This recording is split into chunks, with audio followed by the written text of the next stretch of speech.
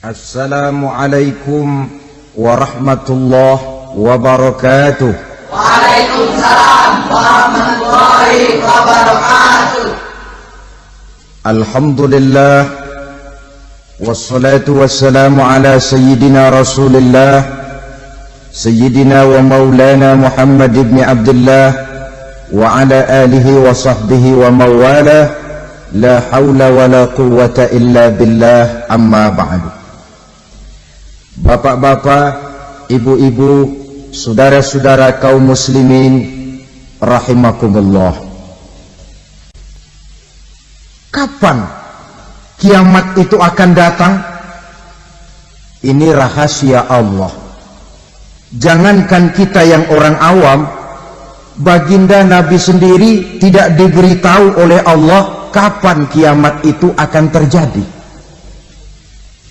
Tetapi sungguh pun demikian, banyak hadis-hadis yang menjelaskan ciri atau tanda-tanda datangnya kiamat.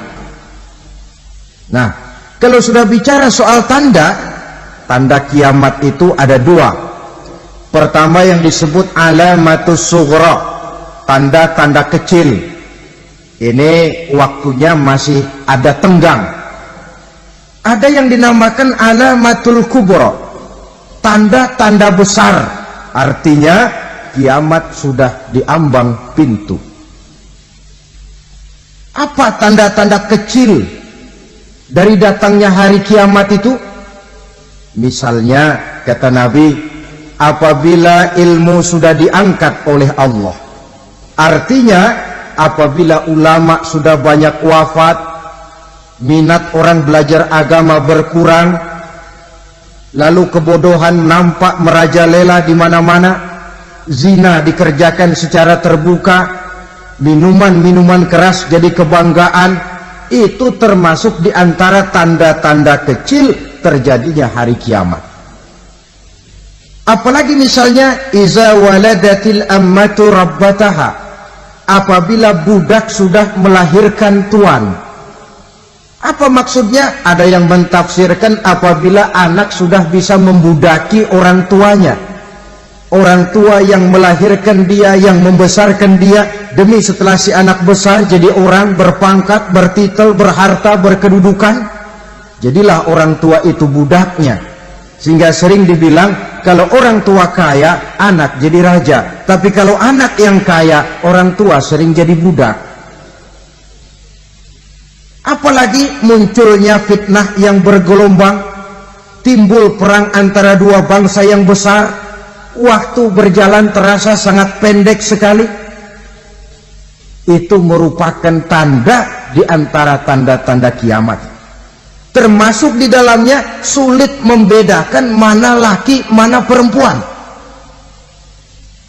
Kan kalau tanda-tanda kayak begini sekarang sudah banyak kita lihat kan? Ulama banyak wafat, penggantinya sulit. Zina dikerjakan berterang-terangan, minuman keras jadi kebanggaan, banyak anak membudaki orang tuanya, sulit membedakan mana laki mana perempuan. Kadang-kadang dari belakang kita lihat perempuan bener, begitu kita colek nengok jenggotan.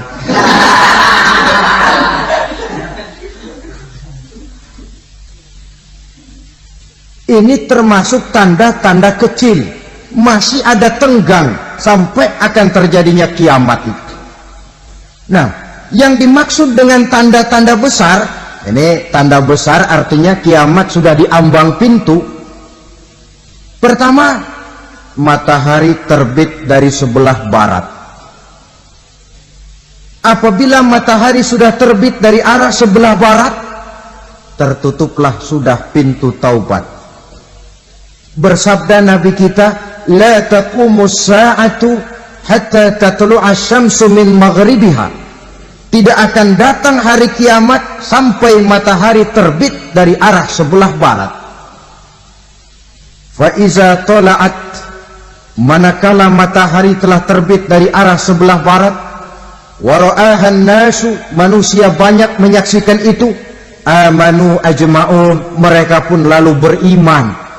yang tadinya kafir, yang tadinya ingkar, yang tadinya membangkang, setelah melihat matahari terbit dari sebelah barat, buru-buru beriman, berlomba-lomba mengucap 2 kalimat syahadat. Tapi apa yang terjadi? Kata Nabi, wadzalika hina la yanfa'u nafsan imanuha lam takun amanat min qabl. Hari itu adalah hari yang iman sudah tidak berguna lagi bagi seseorang apabila sebelumnya memang dia tidak pernah beriman. Au kasabat fi imaniha khaira, atau beriman tetapi tidak pernah melakukan kebajikan di dalam keimanannya itu. Hari yang sudah kasib, hari yang sudah terlambat, beriman tidak akan ada gunanya lagi. Ini pelajaran buat kita.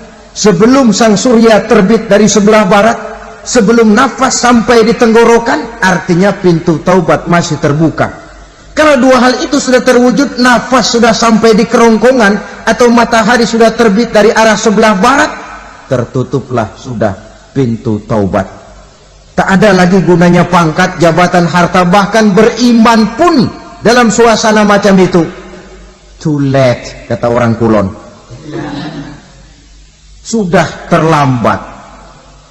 Matahari terbit dari arah sebelah barat, itu tanda besar, artinya kiamat sudah diambang pintu. Lalu apalagi tanda besar? Munculnya Dajjal. Dajjal artinya pendusta-pendusta yang menyesatkan manusia. Ada 2 macam Dajjal, saudara. Ada Dajjal kecil, ini Dajjal kelas teri. Kalau ini sejak zaman Rasulullah sudah ada itu. Tiap zaman ada. Di zaman Rasulullah misalnya ada yang bernama Aswad al-Unsi dari Yaman. Ada yang namanya Musailamah al-Kazzab dari Yamamah. Ada yang namanya Ibnu Sayyad dari Madinah. Ini Dajjal di zaman Rasul.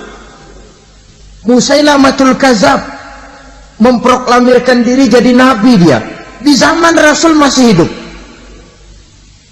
Ini Dajjal zaman Nabi. Di zaman sahabat muncul Dajjal. Di zaman kita sekarang ini Dajjal pun gentayangan. Dajjal kelas teri. Kerjanya mendustakan manusia, menyesatkan manusia, memalingkan manusia dari jalan yang benar dan diridhoi oleh Allah Subhanahu wa ta'ala. Adapun yang merupakan tanda besar dari datangnya kiamat, Dajjal kelas kakap, pembohong besar yang menyesatkan masyarakat manusia berpaling dari jalan Allah mengikuti jalan mereka. Apa sih ciri Dajjal itu? Kata Nabi dalam hadis Bukhari Muslim, inna Dajjala, sesungguhnya yang namanya Dajjal itu yakhruju, satu saat akan muncul mendekati hari kiamat. Wa inna ma'ahu ma'an, si Dajjal ini membawa air, wa naran, dan juga membawa api. 2 simbol. Di tangan yang satu dia bawa air, di tangan yang satu dia bawa api. Wa ammal ladzi yarahu an-nasu ma'an fanarun, adapun yang orang banyak lihat air, hakikatnya adalah api. Yang dilihat api, hakikatnya adalah air. Oleh sebab itu, kalau api yang ditawarkan, ambillah air. Kalau air yang ditawarkan, pilihlah api. Maksudnya apa ini? Ini bahasa simbol, saudara-saudara. Dajjal bicaranya seolah-olah untuk kepentingan manusia, menawarkan surga. Surga yang dia tawarkan hakikatnya neraka. Hai manusia, kalau kau mau bahagia, jangan dekat-dekat dengan agama. Sholat itu tidak efektif dan efisien, tidak produktif dari segi ekonomi itu. Menghadiri majelis taklim cuma buang-buang waktu. Tahajud, tasbih, tahlil, baca Quran, apa itu? Pekerjaan mubazir saja. Hidup ini cuma sekali, masa yang cuma sekali, manfaatkan dengan sebaik-baiknya. Mumpung, dibawanya sifat mumpung tetapi dalam pengertian yang sangat negatif. Bicaranya seolah-olah untuk kepentingan manusia, tetapi sebenarnya menjerumuskan manusia. Menawarkan air tapi sebenarnya api, menawarkan api tapi hakikatnya air. Buat apa kamu sholat?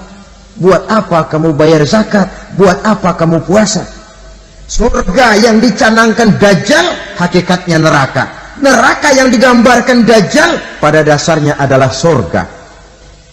Jadi memutarbalikkan fakta itu kerjaan Dajjal. Yang hak jadi batil, yang batil dibilang hak, yang benar jadi salah, yang salah malah jadi benar. Tuntunan disuruh jadi tontonan, tontonan malah menjadi tuntunan. Itu pekerjaan Dajjal profesinya. Zamannya Nabi Adam, Dajjalnya kan iblis. Betul? Betul. Apa sih dan kerayuan iblis itu? Allah setelah menciptakan Nabi Adam kan bilang, Adam, kau dan istrimu Hawa tinggal di surga ini. Seluruh fasilitas yang ada di surga persilahkan kau nikmati. Satu yang tidak boleh, jangan coba-coba dekati pohon khuldi. Dekat saja jangan, apalagi sampai memetiknya. Datang Dajjal yang namanya iblis ini. Adam, kamu tahu nggak kenapa tidak boleh makan buah khuldi? Ya nggak tahu, pokoknya saya dilarang. Bodoh kamu, Dam. Khuldun artinya kekal. Kalau kamu makan itu buah, kau akan kekal di surga buat selamanya. Allah tidak kepengen, maka dilarang kamu makan buah khuldi. Kalau kau ingin kekal di surga, Adam, makan saja. Saya bicara begini ini untuk kepentingan kamu, Adam. Ini kan ciri-ciri Dajjal. Bicaranya sih seolah-olah untuk kepentingan Nabi Adam, hakikat sebenarnya menjerumuskan Nabi Adam supaya ingkar dan melanggar larangan dari Allah Subhanahu wa ta'ala. Jadi setelah muncul Dajjal, timbul kekacauan-kekacauan di masyarakat. Banyak yang terpengaruh, terpedaya dan terpesona. Termasuk mereka yang memproklamirkan diri jadi nabi, mereka yang memproklamirkan diri jadi rasul di zaman sesudah Rasulullah wafat. Itu adalah Dajjal-Dajjal. Maka saya ingatkan, kalau di zaman kita sekarang ini ada orang ngaku jadi nabi, ada orang ngaku jadi rasul, biar bahasa Arabnya kental, Quran hafal, hadis ribuan hadis hafal, biar pakai serban sampai menyengser ke tanah, bahasa Arabnya fasih, tapi dia mengaku jadi nabi, jadi rasul, kita umat Islam wajib tidak percaya. Wajib untuk tidak percaya. Itulah Dajjal-Dajjal zaman kita sekarang ini. Tidak mustahil mereka datang mempengaruhi orang-orang awam supaya berpaling dari Rasulullah, mengikuti mereka. Nah, di akhir zaman nanti, mendekati hari kiamat, Dajjal ini muncul. Dajjal kelas kakap, menyesatkan masyarakat manusia untuk berpaling dari Islam, mengikuti seruan mereka. Apalagi di antara datangnya kiamat itu, tanda yang besar itu, turunnya Nabiullah Isa Al-Masih, putra Maryam. Menurut berbagai hadis yang sahih, Nabi Isa Al-Masih nanti akan turun lagi, tidak membawa risalah yang baru, tapi meluruskan risalah Islam ini yang telah banyak ditinggalkan oleh masyarakat. Bahkan ada hadis menjelaskan beliau akan membunuh Nabi, mematahkan kayu-kayu salib, lalu melaksanakan haji dan umrah mengikuti syariat Nabi Muhammad, bukan membawa agama baru. Menjadi semacam mujaddid, reformer, menyelamatkan manusia dari bisikan Dajjal. Bahkan ada riwayat yang menjelaskan bahwa Nabi Isa berhasil mengalahkan Dajjal, mengembalikan masyarakat manusia kembali kepada ajaran Islam yang datang dari Allah, dibawa oleh Rasulullah Sallallahu Alaihi Wasallam. Dengan kata lain, turunnya Nabi Isa bukan sebagai nabi dan rasul baru, tetapi mengikuti syariat Nabi kita Muhammad sallallahu alaihi wasallam. Saudara hadirin, ibu-ibu hadirat yang saya hormati, kemudian apalagi di antara tanda-tanda besar akan datangnya kiamat itu? Keluarnya asap atau awan. Kata Nabi, inna min asrati sa'ah duhanan yamla'u ma bainal masyriqi wal maghrib. Di antara tanda-tanda kiamat munculnya awan atau asap yang memenuhi antara langit dan bumi. Ini pun diperkuat dalam surah Ad-Dukhan ayat 10. Fartaqib yauma ta'ti as-sama' bidukhanin mubin fayughshan nas hadza azabun alim. Bagi orang-orang yang beriman, mereka biasa-biasa saja. Tapi bagi orang kufur, datangnya asap dan awan ini merupakan azab yang kelewat pedih. Barangkali sedikit mendekati gambaran tentang azab yang pedih ini, saya ingatkan alam pikiran kita kepada peristiwa yang belum lama terjadi. Pernah dengar berita bocornya reaktor nuklir di Chernobyl, Uni Soviet? Pernah dengar? Bocornya reaktor nuklir di Chernobyl yang mengakibatkan ratusan bahkan sangat mungkin ribuan nyawa. Cuma satu reaktor. Bagaimana kalau seluruh cadangan nuklir yang dimiliki oleh para negara adik kuasa ini diledakkan? Bahkan yang konon menurut catatan, cadangan nuklir yang dimiliki bersama oleh Amerika dan Rusia sekarang ini sudah sanggup memusnahkan 6 miliar manusia. 1,5 kali lebih banyak dari jumlah manusia yang nongkrong di permukaan bumi ini. Saudara-saudara hadirin yang saya hormati, lalu saat mendekati hari kiamat, apalagi tandanya?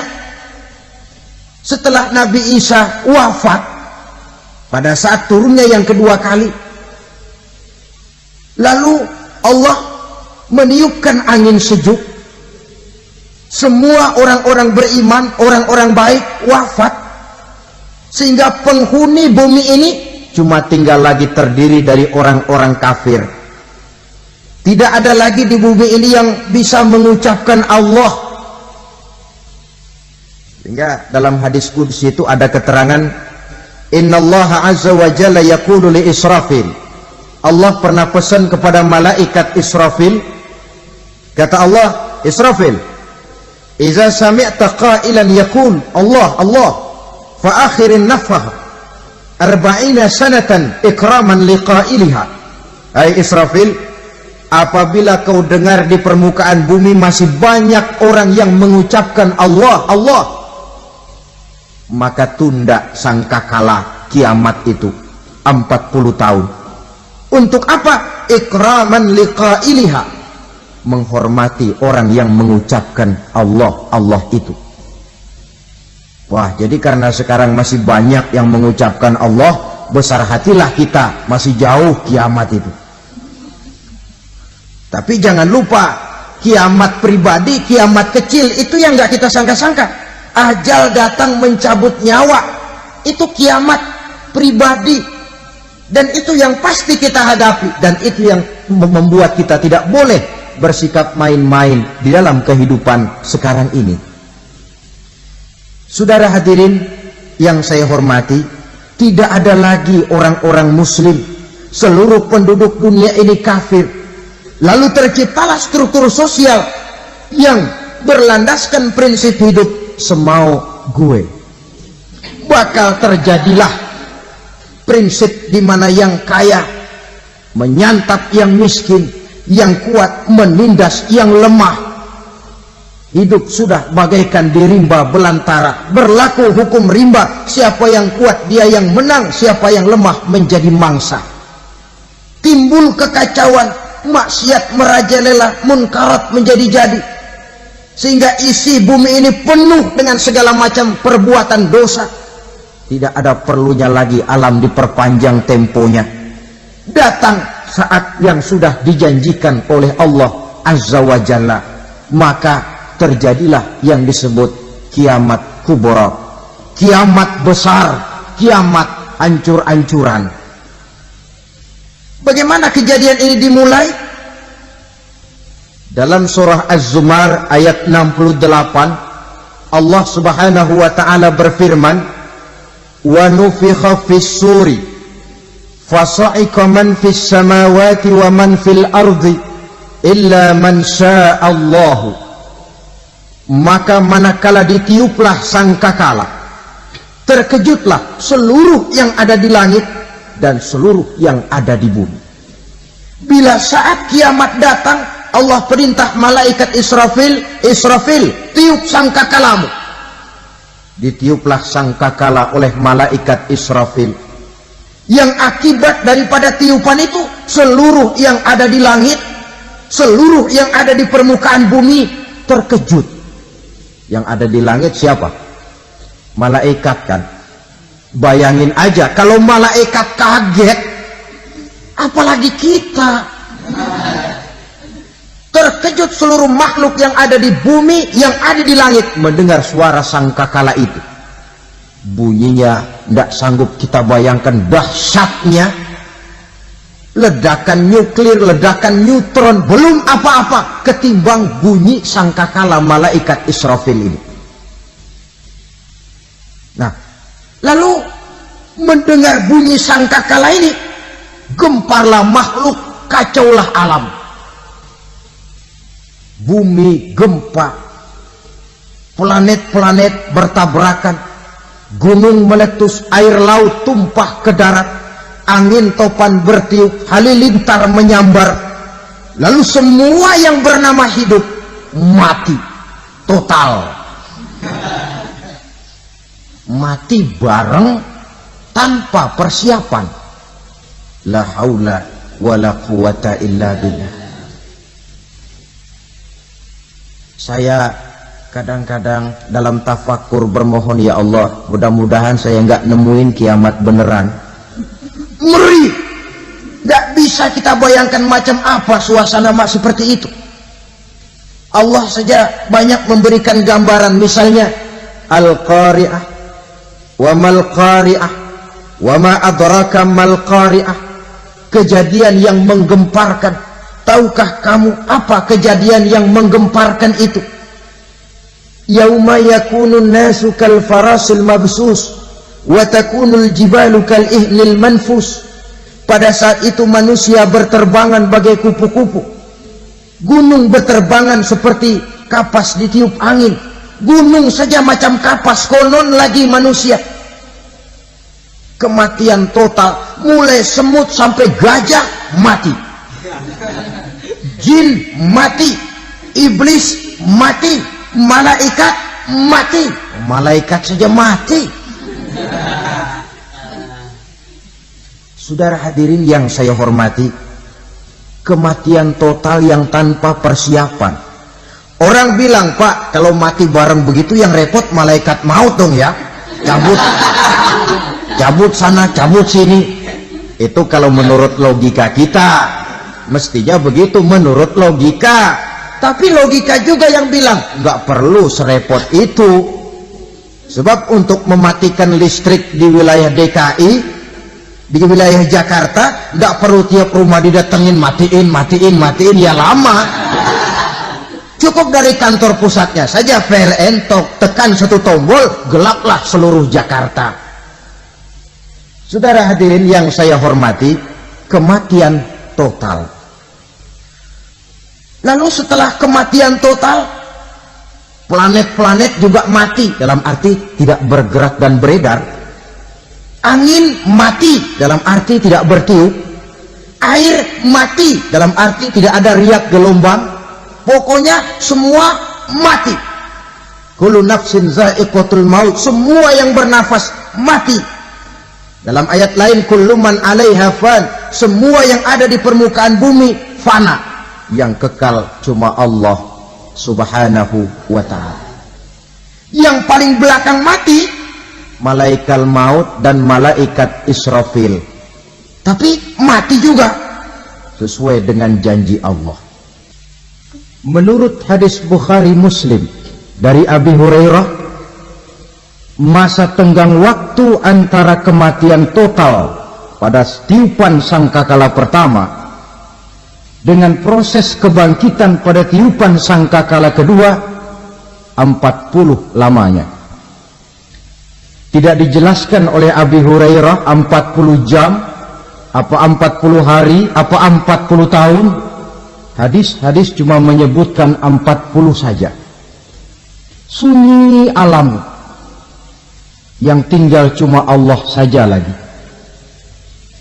Ketika itu Allah berseru-seru, katanya, limanil mulkul yauma, siapa para penguasa hari ini? Mana itu raja-raja dan penguasa yang dulu mengaku jadi Tuhan? Fir'aun, mana Fir'aun sekarang? Yang dulu jadi raja, merasa berhasil, sombong, lalu tidak mau turun-turun dari kekuasaannya, sampai kepada puncak kekurang ajarannya mengangkat diri jadi Tuhan. Mana itu Fir'aun? Namrus, mana sekarang Namrus? La ilaha illa ana, ternyata tidak ada Tuhan lain selain daripada aku, kata Allah. Proses kemudian, saudara-saudara, turunlah hujan dari langit. 40 lamanya hujan itu, tidak jelas juga 40 jam apa 40 hari. Setelah air turun membasahi, datanglah tiupan sangkakala yang kedua. Semua yang bernama mati bangkit dari kuburnya masing-masing. Ini yang disebut Yaumul Ba'thi, hari kebangkitan. Allahu Akbar. Pada saat kita bangkit dari kubur kita masing-masing, kumpul di padang mahsyar namanya. Bayangin aja, saya sendiri nggak sanggup bayangin. Manusia sejak zaman Adam sampai zaman kiamat kumpul bareng di tempat sama. Berapa banyaknya itu?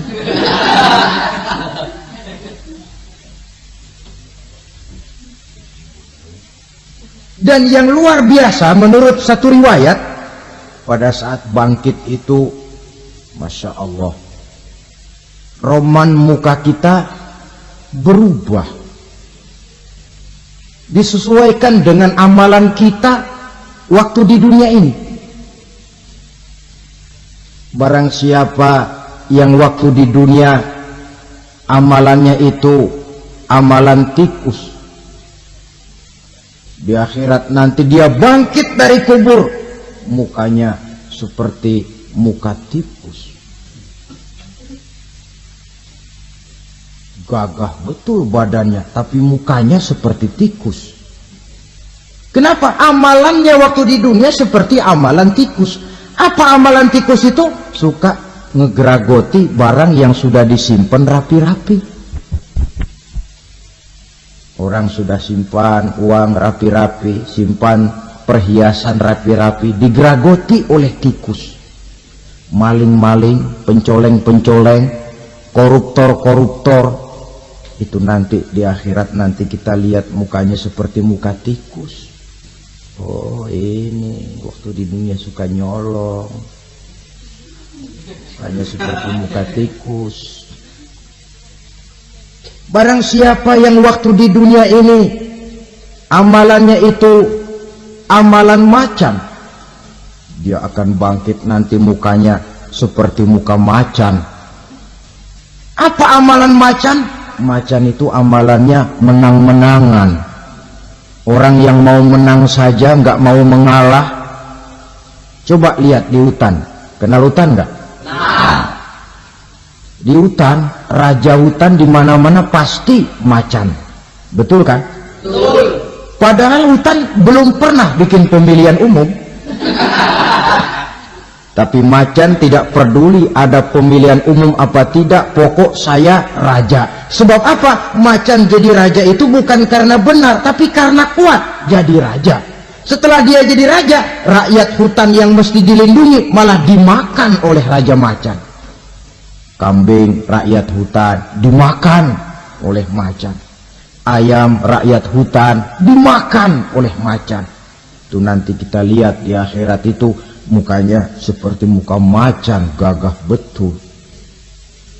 Lalu barang siapa yang di dunia ini amalannya itu seperti amalan anjing, nanti dia punya muka seperti muka anjing. Apa amalan anjing?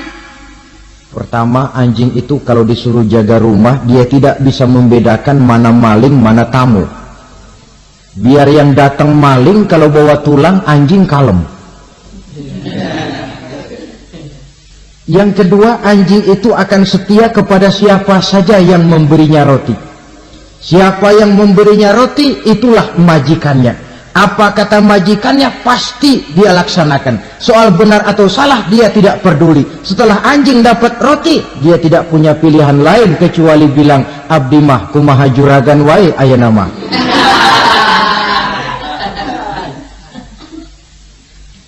Saudara hadirin yang saya hormati, berkumpul di padang mahsyar, tiap orang sibuk dengan persoalannya masing-masing.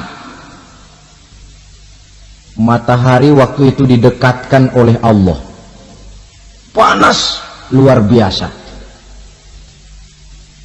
Ada yang saking panasnya itu mencucurkan peluh keringat sampai sebatas mata kakinya.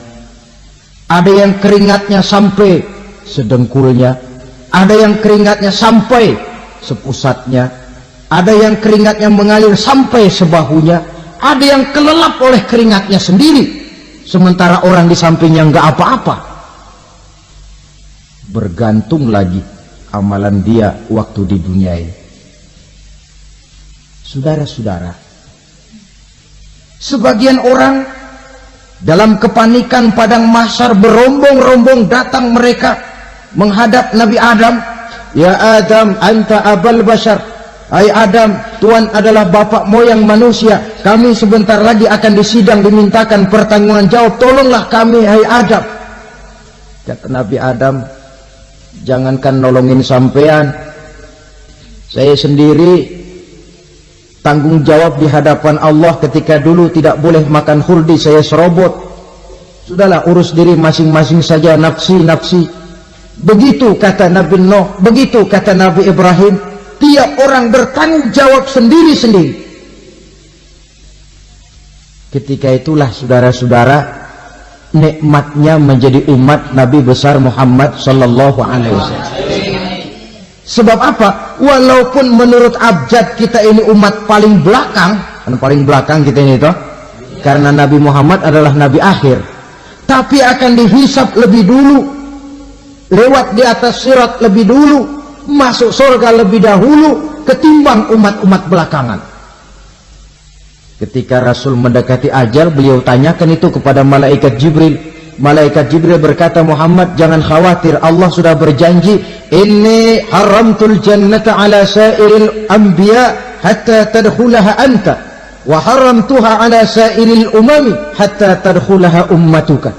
Surga aku haramkan buat seluruh nabi kecuali kalau engkau Muhammad sudah masuk ke dalamnya, dan surga aku haramkan buat seluruh umat kecuali kalau umatmu Muhammad sudah masuk ke dalamnya. Logikanya, walaupun menurut abjad kita umat paling belakang, bakal dihisab paling dulu, lewat di atas sirat paling dulu, masuk surga paling dulu, kalau mampir ke neraka juga paling ya resiko. Jangan mau enaknya aja paling dulu. Saudara hadirin yang saya hormati, setelah masa kebangkitan itu jangan dikira begitu bangkit langsung diperiksa, masih menunggu menanti ribuan tahun perhitungan padang mahsyar untuk sampai kepada proses yang disebut yaumul hisab, hari perhitungan. Seorang demi seorang bakal dipanggil. Bayangkan saja, kita se-RT saja di absen, kadang-kadang perlu waktu lama. Ini manusia sejak zaman Nabi Adam sampai datang hari kiamat, satu demi satu disidang di hadapan Qadhi Rabbul Jalil. Status sosial copot sudah waktu itu. Yang pernah jadi hartawan di situ tidak lagi kelihatan kehartawanannya. Yang pernah jadi jenderal tidak lagi dipanggil jenderalnya. Yang ustadz tidak lagi dipanggil al-mukarramnya. Seluruh status sosial selesai. Dipanggillah kita seorang demi seorang menghadap Qadhi Rabbul Jalil. Bagaimana proses penghisaban itu? Pertama proses tanya jawab. Di antaranya ada hadis menyatakan lan tazula qadama 'abdin yaumal qiyamah hatta yus'ala an arba'i khisalin. Besok di hari kiamat tidak akan bergeser telapak kaki seorang hamba sampai dia ditanya lebih dulu tentang 4 persoalan. Tentang ilmunya. Kemana ilmu itu diamalkan? Tentang umurnya. Di mana umur itu dihabiskan? Tentang masa mudanya. Kemana masa muda itu dipakai? Tentang hartanya. Dari mana harta itu didapat dan kemana harta itu dibelanjakan. Ini termasuk proses tanya jawab. Jadi kalau istilah pengadilan dunia, nama Fulan bin Fulan. Kamu waktu di dunia diberikan umur panjang untuk apa? Pernah mengalami masa muda, kemana kau habiskan masa remajamu? Kau diamanahkan ilmu, dengan apa ilmumu kau amalkan? Kau diberikan harta, dari mana harta kau dapat, kemana kau belanjakan? Tak seorang pun yang bisa mungkir. Sebab apa? Dikala itu yang menjadi saksi bukan orang. Yang menjadi saksi adalah seluruh anggota badan kita. Tangan bicara, kaki jadi saksi terhadap seluruh amalan yang pernah kita kerjakan pada saat kehidupan di alam dunia ini. Selesai proses tanya jawab, lalu diperlihatkan buku catatan kita waktu hidup di dunia ini. Jangan lupa Allah itu menyiapkan 2 superkomputer kepada kita. Sebelah ditempelin sebelah kanan, yang sebelah tempelin di sebelah kiri. Komputer itu namanya Raqib dan Atid. 2 malaikat yang apabila baik kita lakukan, refleks saja akan menulis kebajikan kita. Jahat kita kerjakan akan tertulis. Catatan itu nanti diperlihatkan kepada kita. Waduh, alangkah malunya pada saat diperlihatkan catatan kita, buku rapot kita merah melulu. Barangkali diperiksa sambil diomelin, brengsek lo. Buku merah melulu begini bagaimana waktu hidup di dunia? Tidak cukup diperlihatkan buku catatan kehidupan, rekaman kehidupan. Rekaman kehidupan kita secara utuh sejak terlahir sampai ajal datang merenggut nyawa. Barangkali mirip dengan video sekarang ini, di mana terekam dengan baik seluruh kegiatan kita sejak yang sekecil-kecilnya sampai kepada yang sebesar-besarnya. Untuk kemudian kita pun menerima balasan. In khairan fa khairun wa in syarran fa syarrun. Kalau baik ya baik balasannya, kalau jahat ya jahat juga balasannya. Catatan-catatan kita diberikan. Kalau banyak kebajikannya diberikan di tangan kanan dengan cara yang halus. Kalau banyak kejahatannya diberikan dari sebelah kiri atau dilempar dari belakang. Itulah sebabnya sejak di dunia ini kita sudah mohon kepada Allah. Ketika berwudu membasuh tangan kanan, apa kita bilang? Allahumma a'tini kitabi biyamini wa hasibni hisaban yasira. Ya Allah, berikan saya kitab di tangan kanan, dan kalau saya memang perlu dihisap, hisaplah saya yang seringan-ringannya. Tangan kiri berlindung kita kepada Allah. Jangan sampai diberikan kitab di tangan kiri atau dari arah sebelah belakang. Wa'udzubika an tu'tiya kitabi bishimali aw min wara'i zuhri, dari arah sebelah belakang. Na'udzubillah min dzalik.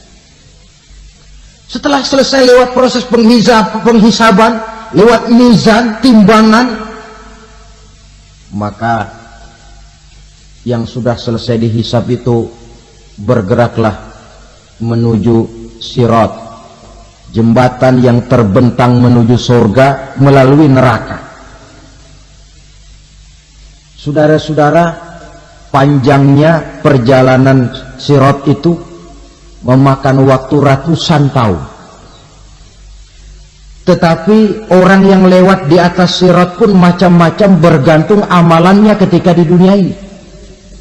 Ada yang lewat di atas sirat itu kalbarkil khatib, seperti kilat yang menyambar, sudah sampai dia di surga.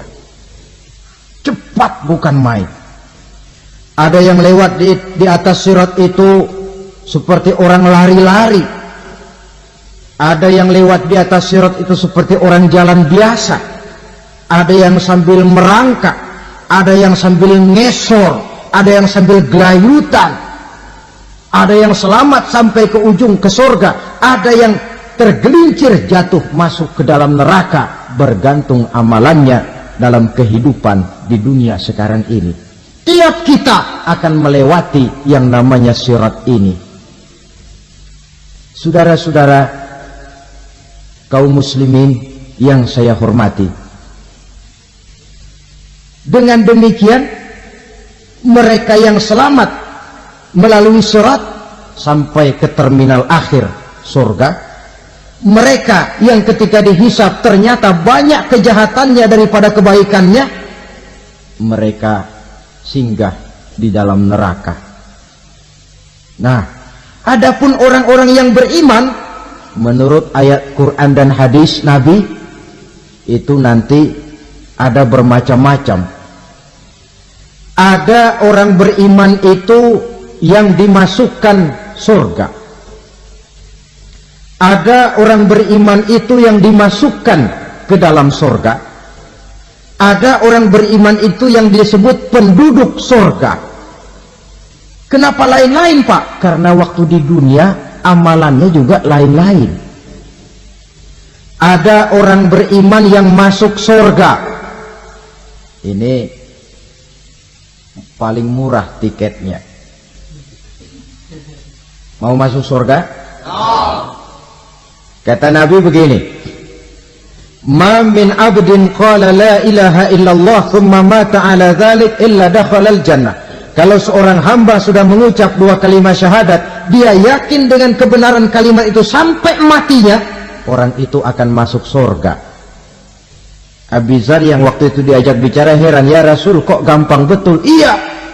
Walaupun orang itu mencuri, iya. Walaupun orang itu berzina, iya. Biar dia mencuri, biar dia berzina, kalau dia sudah mengucap dua kalimat syahadat, dia yakin dengan kebenaran kalimat itu sampai matinya, itu orang akan masuk surga. Jadi masuk surga cukup dua kalimat syahadat, yakin sampai mati, masuk surga. Itu perkara masuk. Tapi kalau pertanyaannya diterusin, masuknya kapan, Pak? Nah, ini lain lagi urusannya. Sebab ada yang masuknya itu langsung, ada yang mampir dulu. Di sana tempat cuma dua, kalau tidak surga, neraka. Mau ke surga, tapi mampir dulu. Yang mampirnya jelas di neraka. Kenapa? Dalam hadis qudsi ada riwayat, nanti itu di akhirat, setelah Allah selesai mengatur penduduk surga masuk surga, yang neraka masuk neraka, Allah berkata kepada malaikat Malik, malaikat Malik, labaik ya Allah, itu bajingan-bajingan tengik, manusia-manusia durjana yang waktu di dunia tidak mau sujud, jauh dari ulama, gemar melakukan yang munkarat dan maksiat, hidup di tengah masyarakat selalu jadi bibit keonaran, kufur, sudah masuk neraka semua. Sudah ya Allah. Nah, kalau sudah, coba sekarang kamu masuk, Malik. Saya, iya, masuk neraka. Mau apa ya Allah? Kata Allah, akhriju minan nar man kana fi qalbihi misqala habatin min khardalin min iman. Kau masuk neraka, cari di dalam neraka orang-orang yang ada imannya walaupun kecil sebesar biji zarah, angkat mereka keluar. Masuk malaikat Malik ke neraka. Cari orang yang ada imannya, korek-korek. Ya repot, udah pada gosong. Yang ada imannya diangkat ke atas, yang ada imannya diangkat ke atas. Lalu dimandikan di Nahrul Hayat, namanya sungai kehidupan di akhirat nanti. Cakep lagi rupanya, bersih lagi wajahnya, apel di hadapan Allah. Kata Allah, bagaimana mas? Kapok nggak sampean? Kapok ya Allah. Nah, kalau kapok, idhab fadkhulil jannah, pergi masuk surga sana. Berangkat mereka ke surga, ketemu sama teman-temannya yang udah sampai lebih dulu, yang nggak pakai mampir lagi. Terjadi dialog. Kata teman-temannya yang udah pada nyampe duluan, mas, iya, emang baru sampai? Saya baru sampai. Memang mampir di mana dulu mas? Kita sudah lama sampai di surga. Saudara buka surah Al-Muddatsir ayat 34-35. Ma salakakum fis saqar? Kenapa kamu mampir di neraka Saqar? Qalu lam nakum minal musallin. Mereka menjawab, kami mampir di neraka Saqar mas, gara-gara dulunya kami waktu di dunia tidak pernah sholat. Tidak pernah sholat? Tidak pernah. Karena rumahnya dekat masjid, cuma dekat doang mas. Sholat mah enggak saya. Enggak pernah ngasih makan fakir miskin, enggak pernah hadir di majelis taklim, pendeknya enggak pernah melakukan kebajikan. Maka saya pun mampir di neraka Saqar. Untung betul saya punya iman mas, sedikit. Waktu hidup di dunia dulu saya pernah mengucap 2 kalimat syahadat. Sekali-kalinya waktu mau kawin. Masya Allah.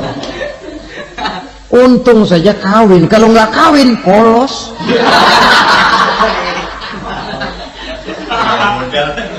Itu juga pengurus sudah setengah mati ngajarin. Asyhadu alla, asyaduaan, asyaduaan.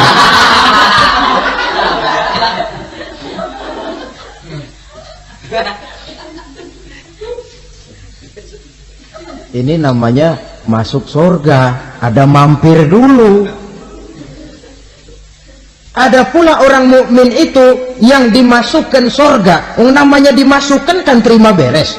Saya masuk ke rumah, jalan sendiri, cari tempat sendiri. Saya dimasukkan ke dalam rumah, terima beres, pokok ada di dalam, itu dimasukkan namanya. Nggak pakai mampir. Tapi tentu tiketnya lebih mahal ketimbang yang pertama tadi. Apa kata Allah? Innal ladzina amanu wa amilus shalihat la ukaffiranna anhum sayyi'atihim wa la udkhilannahum jannah. Sesungguhnya orang-orang yang beriman kemudian beramal soleh, kami hapuskan segala dosa dan kesalahannya, kami masukkan mereka ke dalam surga. Lihat ayatnya, Allah yang memasukkan, kita yang dimasukkan. Tidak pakai transit, tidak usah mampir. Cuma tidak cukup syahadat, tidak cukup amanu, tapi diiringi dengan wa amilus shalih. Iman, amal.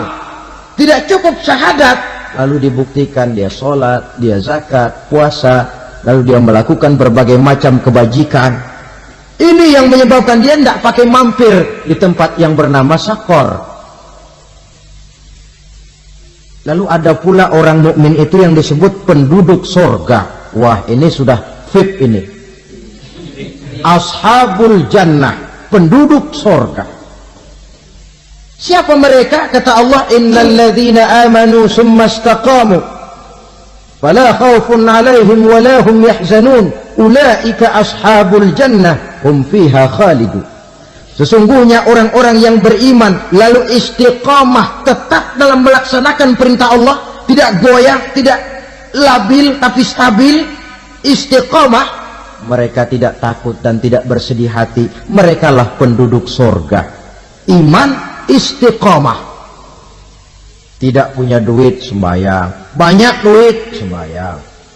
Miskin, sembahyang. Kaya, tetap sembahyang. Istiqamah. Kadang orang kalau susah rajin ke masjid, banyak duitnya ngelihat masjid melengos.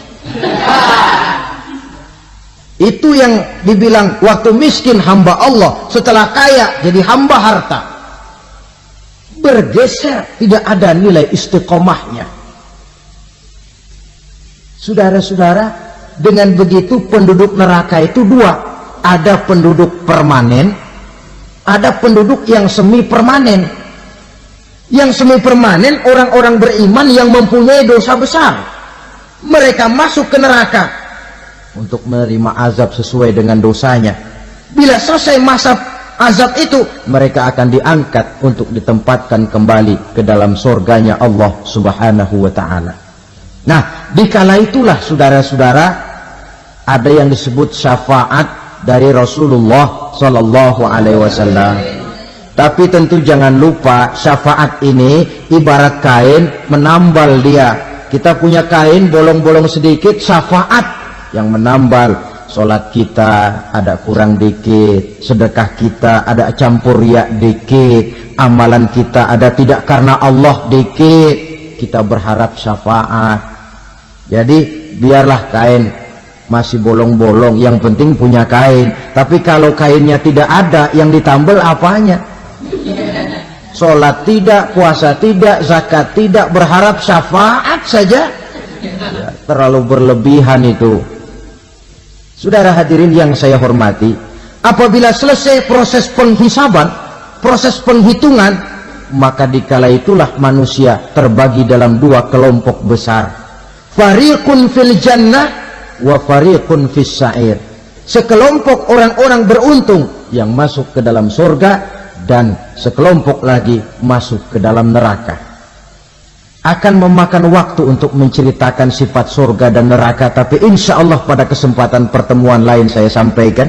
Namun sebagai gambaran umum cukuplah saya sampaikan sebuah hadis qudsi. Allah jelaskan, a'dadtu li'ibadiyas salihin ma la 'ainun ra'at wa la uzunun sami'at wa la khatara fi qalbil bashar. Aku sediakan buat hamba-hambaku yang soleh, yang tidak pernah terlihat oleh mata, tidak pernah terdengar oleh telinga, dan belum pernah terdetik dalam hati manusia. Jadi kenikmatan surga belum pernah dilihat mata, belum pernah didengar telinga, belum pernah terdetik dalam hati. Pedihnya azab neraka belum pernah terlihat mata, belum pernah terdengar telinga, belum pernah terdetik dalam hati. Saudara hadirin yang saya hormati, oleh karena itu sebagai uraian akhir daripada kiamat ini, marilah sama-sama kita memanfaatkan hidup dengan sebaik-baiknya, supaya jangan timbul penyesalan di hari kemudian nanti. Mudah-mudahan kita seluruhnya diselamatkan Allah dari azab neraka dan mendapat surga dan ridhonya. Sekian dan demikianlah pertemuan kita kali ini. Terima kasih banyak atas segala perhatian. Mohon maaf atas segala kekurangan. Usikum wa nafsi bitaqwallah. Wassalamualaikum warahmatullahi wabarakatuh. Waalaikumsalam warahmatullahi wabarakatuh.